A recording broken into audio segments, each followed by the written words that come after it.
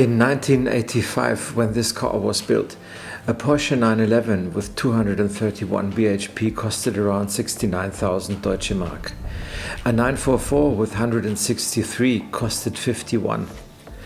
I have taken to pieces both of them several times and built them together again. And I can tell you one thing. Till the 964 appeared in '89, the 944 was the better built car. And it wasn't even close.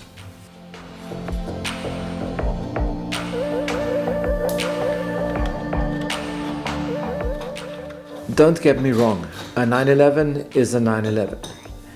But the 944 has an almost entirely covered underbody to protect it against stone chips and contact with the soil. No need to say that below the GFK reinforced panels, they've still applied all the usual indestructible Porsche stone guard. The rear suspension uses a beautiful aluminium part to house the spring plates, and the front suspension's wishbones are made of aluminium too. Not to forget that camber and caster no longer need to be adjusted with the hammer.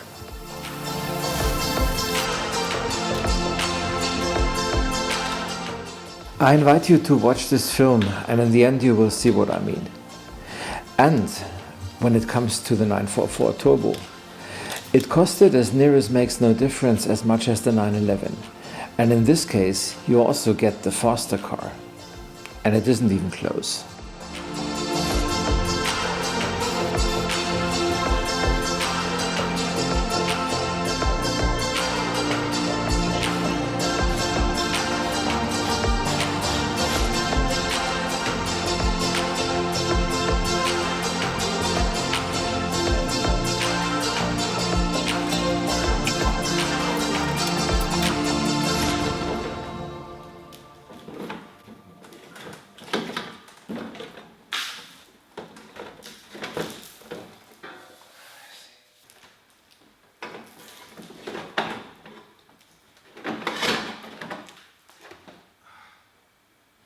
That all said, do 944s rust less than other period cars? Yes. Do they not rust at all? No. Can rust be neglected when this car is on your mind? Heck no. Corrosion, the ugly beast living in any car of the 60s, 70s and 80s, is a flatmate in the 944 too. Yes, they were built out of zinc-coated sheets. A layer of zinc brought on a steel panel creates an additional mechanical barrier against oxidation, and that's great. Additionally, the less noble zinc, compared to iron, acts as a sacrificial anode, which means that the zinc gives its electrons to the greedy, ever-hungry oxygen, and the iron below can keep its ones. If you believe that this all works, and I guarantee that it does, you can just as well believe that the Earth is a sphere, though you can't always see it.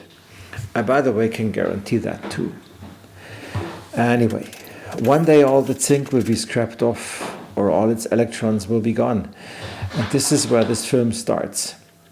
I first dismantled all the car's plastic covers, cleaned them and stored them away till the restoration would be concluded.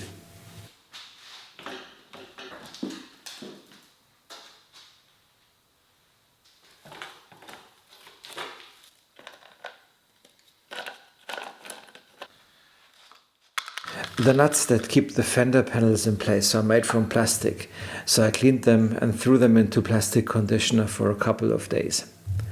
After publishing the films about Walter's restoration, Walter is my guards at 911, I was often asked whether I recommend wheel liners.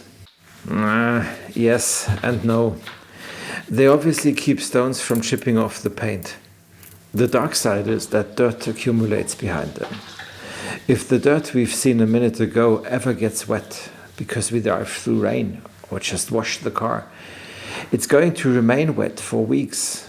The oxygen dissolved in the water will look for electrons like Pac-Man looks for blue ghosts. Before we even start thinking about preserving the car, first all dirt, mud, grime and debris, Schmutz as we say in Germany, needs to be removed.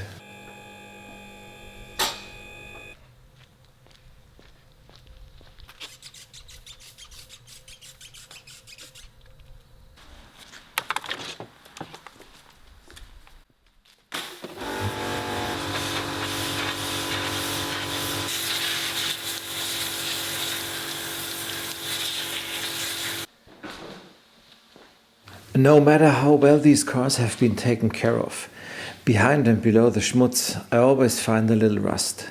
I guess that's just no surprise after 40 years.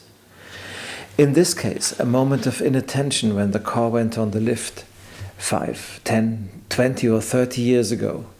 A swivel arm slightly out of position under the far too small checking point had damaged her stone guard and paint, and that's where it started. It also brought her this nasty little sharp-edged dent.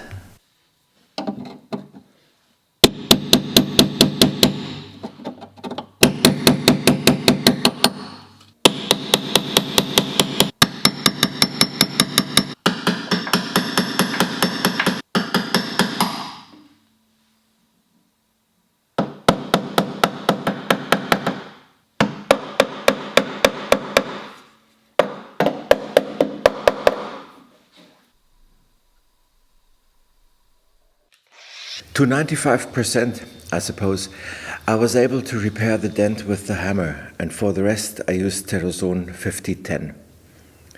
Unlike polyester filler, it doesn't shrink, rip or suck itself with water.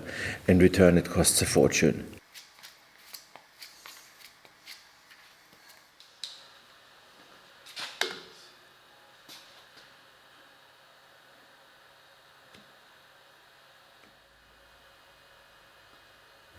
I made sure all loose stone guard would be removed from the panels and neutralized the surfaces with Prunox.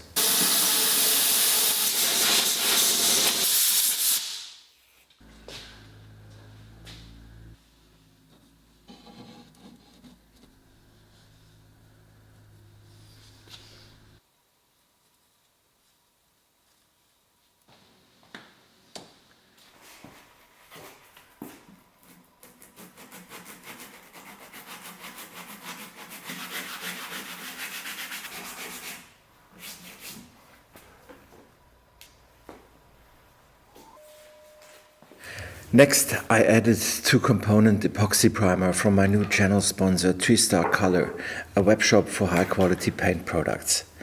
These primers are designed to stick better than normal paint, and more importantly, they're less permeable to oxygen. If you're a hydrocarbon-based life form like myself, you may have got used to oxygen, but in most other cases, it's a pain.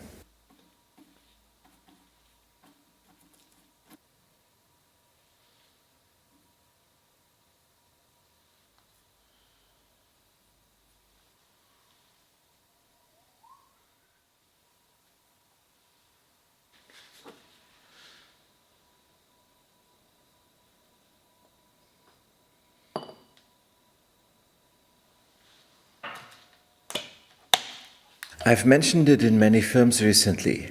I tend to think that truck bed liner gives an excellent stone guard, and unlike normal one, it can be dyed through in any color as long as it's available as acrylic paint.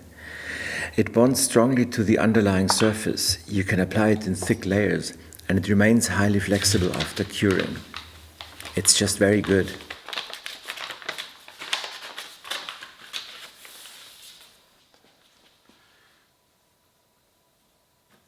I went over any spot of Waldraut that looked a little harmed and haggard to me, especially of course the area around the checking point. Brushing the bed liner on the extent went pretty well, but didn't bring the invisibility of the repair I hoped for.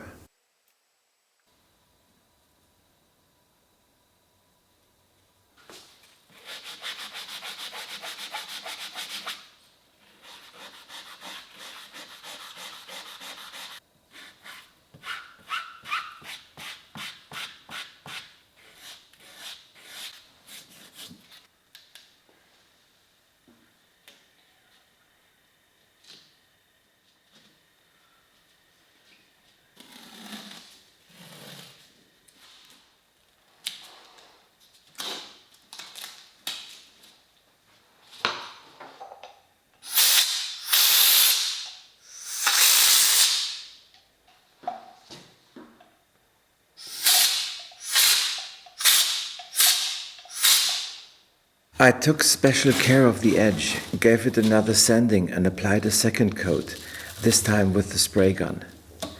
It's all about leveling repaired and original section. A little sanding and polishing of the transition area made things coming out nicely.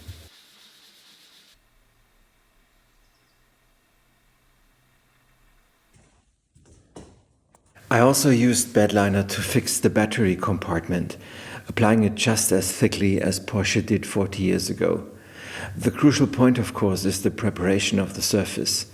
Someone did an emergency repair before with some grease product. It's better than letting it rust, but not much. All of it, really all of it, needs to go away before a serious repair can begin.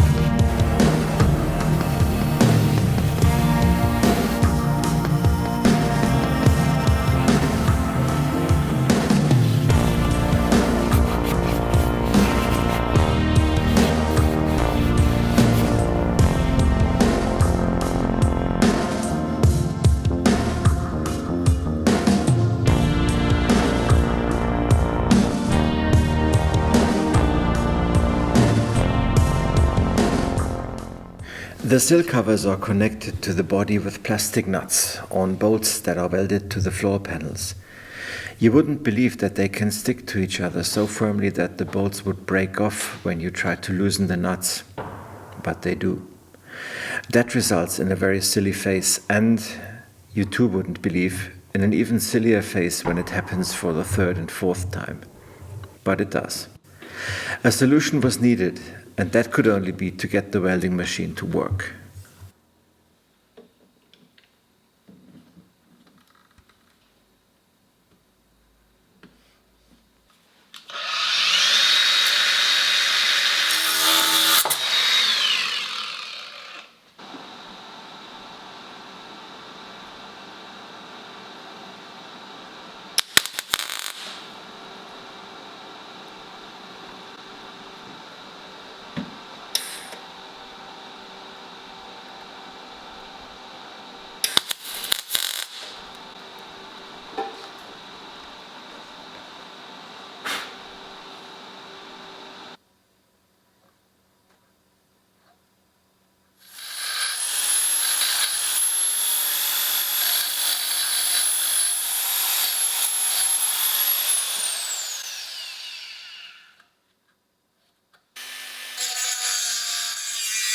Sounds a bit like dentist. It's obvious that this leaves a part of the thread unusable, so I got me rubber grommets to bridge the welded bit. With that problem straightened out, it was time to get Valtra together again, and no man who loves cars wouldn't righteously enjoy the reassembly of a clean machine with fresh parts and all rust issues fixed. You'd have a heart of stone if you didn't.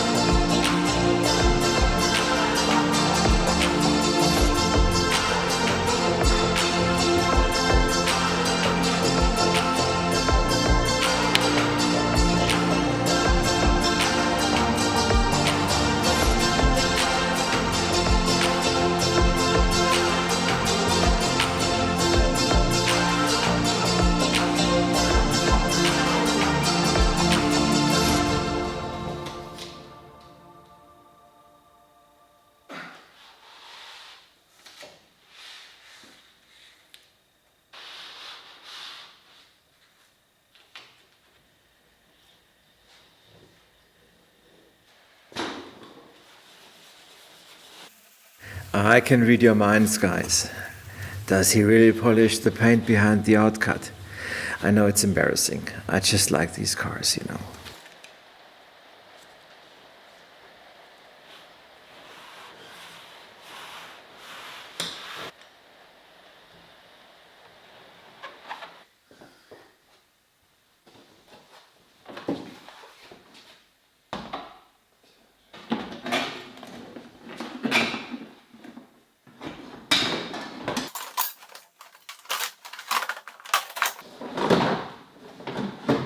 These bent-up spacers are original Porsche and they are expensive, but using normal washers would squeeze the plastic and break it on the long run.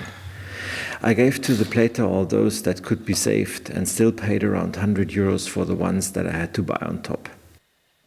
But at the end of the day, who cares? When you meet the 944 out in the wild, they're so insanely cool. One can see and feel the commitment and passion that went into the design, engineering and making of these cars.